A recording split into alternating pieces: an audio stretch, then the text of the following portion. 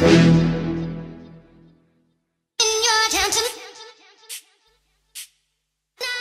안녕하세요. SPT 가족 여러분, 엄코치입니다. 오늘은 이 데이터 분석을 가지고 송범근 선수, 지금 U20세 월드컵에서 맹활약을 펼치고 있는 송범근 선수를 한번 분석을 해볼 건데요.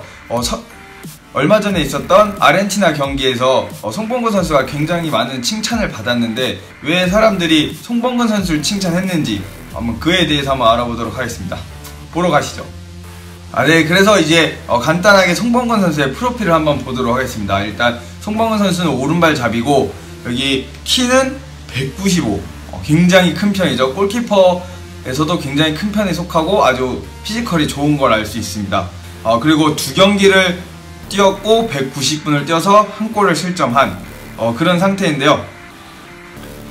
우선 가장 먼저 이제 송범근 선수의 알아볼 게 바로 이 패스인데, 이 패스가 전체 경기에서 24번을 해서 66%의 성공률을 가지고 있습니다. 이 24번의 그 패스 중에서는 킥도 있을 거고 어쩔 수 없이 걷어내는 것도 다 포함해서 이제 24개를 했는데, 그 중에 66%는 성공률이 꽤나 높은 편에 속하지만 그래도 완전히 좀 킥을 되게 정확하다라고는 볼 수 없고 그래도 웬만큼 굉장히 정확하다라는 걸 이제 알 수 있습니다.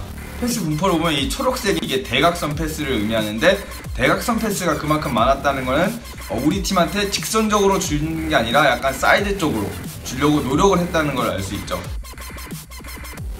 그래서 이 영상을 보면은 지금도 이게 압박이 없는 상태에서 빌드업을 할 때 송범근 선수는 이제 양쪽 사이드에 벌려있는 우리 팀 수비수들에게 굉장히 여유롭게 잘 주는 걸 볼 수 있습니다. 요번에 이제 압박이 오는 상황인데, 이 압박이 오는 상황에서도 보시면 이 위쪽 볼이 온 방향으로 가는 게 아니라 이제 반대로 꺾어서 주면서 이제 압박을 풀어나가는데, 여기서는 반대로 가는 건 굉장히 좋았어요. 반대로 가는 건 굉장히 좋았는데, 이게 여기서 오른발로 이렇게 차다 보니까 이 우리 편 수비수가 앞으로 나가지 않고 뒤로 나가면서 받게끔 해서 이 압박이 들어와서 어쩔 수 없이 킥으로 나갈 수밖에 없는, 그래서 이 부분에서는 좀 아쉬운 게 왼발로 줬으면은 이 선수가 받기 편하고 그 다음에 걷어낼 때도 문제없이 걷어낼 수 있었는데, 오른발로 주다 보니까 볼이 뒤로 가게 되면서 나중에 걷어낼 때도 굉장히 불안하게 걷어낼 수밖에 없는 그런 형태가 되는 거였는데, 여기서는 이제 아까도 봤듯이 송범근 선수가 이제 100% 오른발만 쓰기 때문에 이런 단점이 있는 걸 알 수 있죠. 그러면 골키퍼가 킥을 할 때는 되도록이면 사이드로 해주는 게 좋아요. 사이드를 해서 사이드에 있는 선수가 한 번에 안쪽으로 패스를 준다던가, 아니면은 지금처럼 사이드로 공을 줘서 공간에다가 우리 편이 나갈 수 있게, 그리고 상대 수비가 준비되어 있지 않고 상대 수비도 공을 따라가면서 할 수 있게끔 한 번에 쉽게 못 걷어내게 사이드로 킥을 하는 게 굉장히 중요합니다. 그래서 지금도 사이드로 우리 편에게 주는데, 여기서 이제 아쉬웠던 점은, 여기서 분명히 송범근 선수가 한번 체크하고 그 다음에 공을 준 건데, 이 기니 선수가 미리 준비를 하고 있었다는 거예요. 그래서 이만큼 공중볼, 그러니까 킥으로 공중으로 줄 때는 이 상대 수비수가 굉장히 가까이 있으면은 수비수가 공격수보다 유리한 게 어느 정도 있기 때문에 나가면서 점프하면서 헤딩할 수 있어서, 그런 점에서 수비수가 타이트하게 붙어 있는다고 경우에는 킥을 자제하는 게 낫죠. 그래서 여기가 아니고 다른 곳 빈 곳으로 주는 게 더 좋은데, 지금처럼 기니 선수가 완벽하게 준비가 돼 있을 때는 이렇게 공이 따냈을 때는 바로 옆쪽으로 갈 수 있는 좀 위험한 상황이 될 수도 있기 때문에, 사이드로 줄 때는 한 가지 주의할 점이 상대편 수비수가 얼마나 타이트하게 있냐 없냐에 따라서 그게 좀 굉장히 중요하다고 볼 수 있습니다. 사이드에 줬는데 아무도 없을 때 이거는 최적의 상황인 거죠. 가운데로 킥을 했을 때 좋은 상황은 지금처럼 기니 선수는 3명이 있고 우리 팀 선수는 4명이 있어요. 이 상황 같은 경우는 가운데로 킥을 해도 나쁘지 않은 그런 판단인 거죠. 그래서 이렇게 위험한 상황을 만들 수 있는, 수적 우위가 있다면 그쪽으로 킥을 해주는 게 가장 좋습니다. 자, 이 데이터를 보시면 슈팅을 블락한 숫자는 총 10번이고 그 중에 9번을 성공을 하고 한 번을 실패했는데, 이 한 번의 실패가 이제 실점으로 이어진 실점으로 이어진 경우죠. 그래서 막은 종류를 보면은 펀칭을 한 게 3번, 그 다음에 슈팅을 잡은 게 5번, 그냥 블럭한 게 1번으로 해서 총 9번. 그래서 이거는 온전히 슈팅을 한 것만으로 봤을 때 계산을 한 거기 때문에 굉장히 많은 선방을 했다라고 볼 수 있죠. 그 다음에 잡은 게 5번으로 안정적으로 잡았다는 걸 알 수 있습니다. 그래서 제가 봤을 때 송범근 선수는 굉장히 안정적인 유형의 골키퍼예요. 그리고 그 이유 중 하나를 이제 영상으로 보시면 코너킥이 올라왔을 때 킥을 차자마자 이거는 내 볼이 아니다라는 걸 알아서 나갈 생각도 없고 자기 자리를 지키면서 이제 골대를 지켜고 공이 이렇게 넘어왔을 때쯤 이 각을 잡는 걸 볼 수가 있어요. 그래서 미리 준비하고 있는 걸 볼 수가 있죠. 그 다음에 헤딩을 하고 뜬 볼을 보고 정확하게 쳐내는. 그래서 이런 점들이 송범근 선수를 좀 더 안정적으로 보여주게끔 해주고 좀 더 안정적으로 선방을 할 수 있는 걸 볼 수 있죠. 그리고 지금 이 상황에서는 어떻게 보면은 되게 쉬운 볼을 어이없게 쳐냈다라고 볼 수 있는데, 이 상황을 다시 자세히 보면은 비록 볼은 빠르지 않았지만 이 슈팅을 할 때 우리 편 선수가 1명, 2명, 3명, 4명이 이 앞에서 시야를 가리고 앞에서 바운드까지 됐는데, 이거를 잡으려고 하거나 미리 다이빙을 떴다 그러면은 이 앞에서 바운드가 됐기 때문에 손을 맞고 들어가거던가, 아니면은 잡으려고 했다면은 놓치면은 이 지금 섀도를 하고 있는 리바운드를 하려고 뛰어들어온 이 공격수 2명한테 세컨볼을 따여서 골을 실점할 수 있었지만, 이제 송범근 선수는 이 슈팅이 날라올 때 공을 끝까지 보고 그냥 옆으로 완벽하게 쳐내는. 그래서 여기서 섣불리 잡으려고 했다가는 큰 실수가 나올 수 있기 때문에 지금 안정적으로 쳐내는 게 더 좋은 판단이었던 거죠. 그래서 이 송범근 선수가 굉장히 안정적인 유형의 골키퍼라는 것을 이제 다시 한번 보여주는 장면입니다. 그리고 지금 같은 상황에서는 이 기니가 조금 약간 비신사적으로 슈팅을 하게 됐는데, 여기서 이제 중요한 포인트가 이 슈팅을 할 때 송범근 선수는 미리 넘어지지 않아요.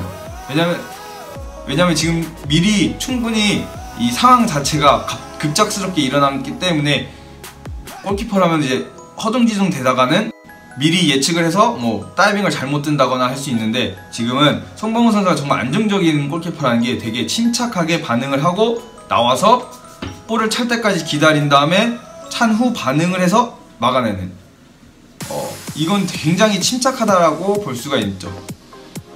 근데 이제 그 영상들을 봤듯이 송범근 선수가 굉장히 침착하고 안정적으로 선방을 많이 해서 이제 보는 입장에서 와, 골키퍼 잘한다, 우리 든든하다 라고 충분히 느껴질 수 있었죠.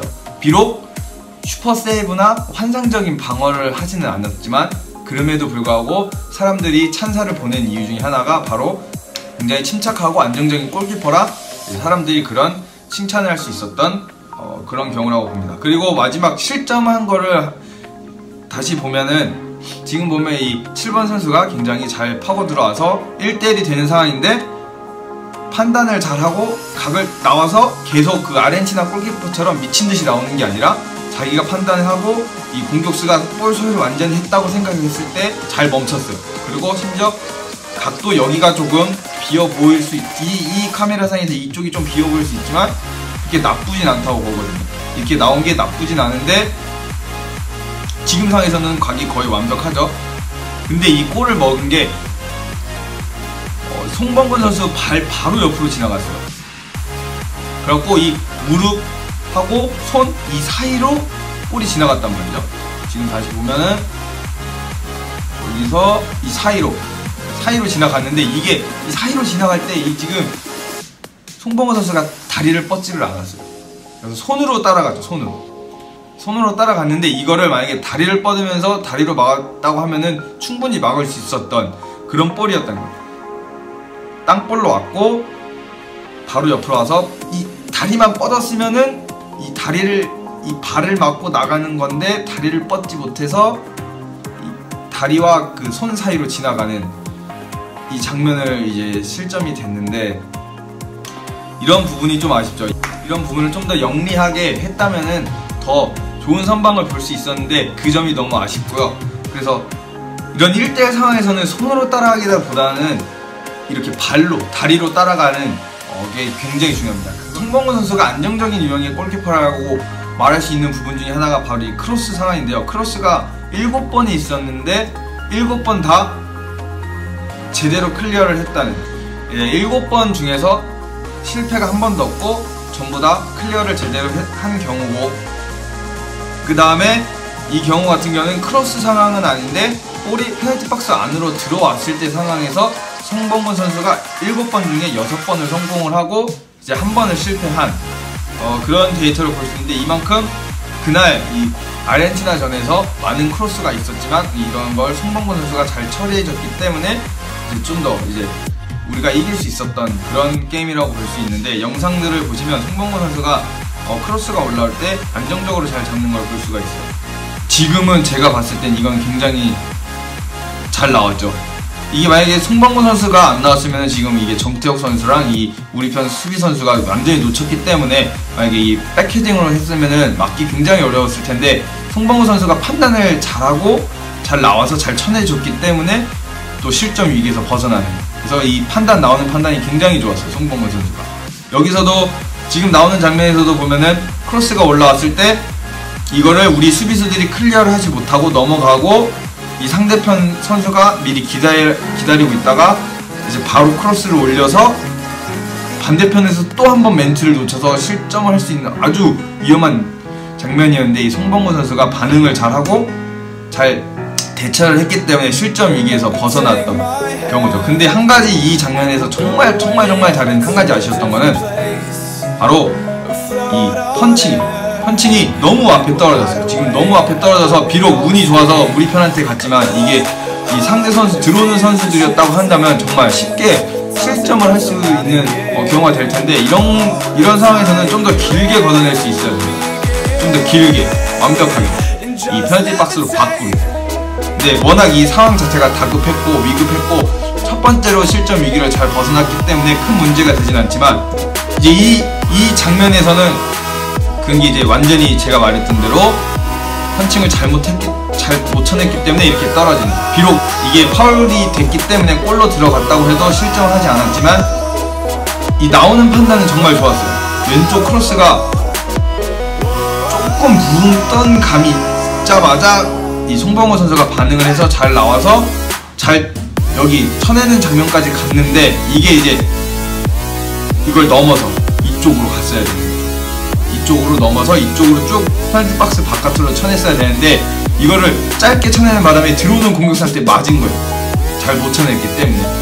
그리고 떨어진 세컨볼을 들어오는 아르헨티나 공격수가 충분히 실점할 수 있는 위기로 됐는데 파울이었고, 또 이 선수가 위로 잘못 보냈기 때문에 골이 득점이 되진 않았지만, 어떻게 보면 이렇게까지 나왔으면, 골키퍼가 여기까지 나왔으면 정말 잘 쳐내야 되는데 조금 아쉬운, 마지막 그 펀칭하는 게 정말 아쉬웠던 장면이었죠. 지금 상황도 보면은 나오는 판단 정말 좋았어요. 왜냐면 크로스가 또 한 번 붕 떠서 왔기 때문에,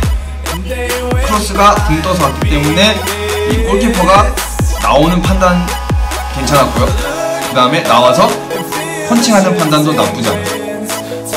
굉장히 높은 피점에서 지금 펀칭을 하고 있는데, 문제가 뭐냐면 이 펀칭을 할 때 펀칭이 또 페널티 박스 안에 떨어졌다는 거예요. 이런 펀칭을 하려면 페널티 박스 밖으로 완전히 나가서 뭐 스로인이 되던가 아니면 우리 편한테 가던가 아니면 상대편의 볼을 잡아도 슈팅이 아니라 위험지역 바깥으로 나갈 수 있게끔 그런 경우가 돼야 하지만, 지금 같은 경우는 정말 펀칭하기 전까지 좋았지만 펀칭하고 나서의 그 지금 상황은 조금 아쉬운. 그리고 이게 슈팅이 또 여기서 슈팅 지역이니까 이제 바로 슈팅이 나오게 되는 거죠. 슈팅 지역 안에서 상대가 볼을 잡았으니까 바로 슈팅을 때렸는데, 그래서 굴절이 되고 다행히 볼이 붕 떴어요. 근데 여기서 송범근 선수가 뭐 금방 일어나서 잘 대처를 했지만, 여기서 또 문제가 볼을 잡으려고 했는데, 잡으려고 하니까 지금처럼 놓쳐서 앞에 떨어져서 지금 굉장히 위험한 장면을 만들 뻔했죠. 그렇기 때문에 이 장면에서는 잡는 것보다는 이 장면에서도 길게 펴냈어야 되는 그런 장면이에요. 왜냐면은 이 공격수 2명하고 우리 편 선수 3, 4명이 지금 혼잡한 상황을 만들었기 때문에 이 상황에서 잘 캐칭한다는 건 어려워서 걷어냈어야 되는, 펀칭을 했어야 되는데 이 좀 판단이 좀 아쉬웠던 그런 장면입니다. 그리고 이제 크로스 상황뿐만 아니라 그냥 이 페널티 박스로 안으로 공이 흘러들어오는 상황에서 송봉구 선수가 판단이 굉장히 좋았어요. 이 나오는 판단이 송봉구 선수가 굉장히 좋아요. 그리고 이 다음 장면에서는 이 장면은 크로스는 아닌데 판단을 또 굉장히 잘해서 잘 나와서 슬라이딩으로 캐칭을 하는, 그래서 이 송봉근 선수가 이 나오는 판단은 굉장히 좋은 걸 알 수 있죠. 또 나와서 캐칭을 하는데 이 송봉근 선수의 그 크로스 상황을 보면은 나오는 판단은 굉장히 좋고 나와서 공을 건드리는 것까지도 굉장히 좋아요. 근데 한 가지 아쉬운 점은 펀칭이나 걷어낼 때 애매하게 걷어낸다는 그런 아쉬운 점이 있죠. 비록 송봉근 선수가 굉장히 어려운 볼을 선택해서 나갔기 때문에 그런 것까지 바라면 정말 완벽한 그림을 바라는 거일 수도 있지만, 골키퍼라면은 나왔으면은 완벽하게 처리를 해주는 그런 게 필요합니다. 그래서 송봉근 선수의 영상은 여기까지고요. 앞으로 경기가 더 남았기 때문에 좋은 활약을 펼치기를 기대합니다. 좋아요랑 구독 꼭 잊지 마시고요. 잘 날게요.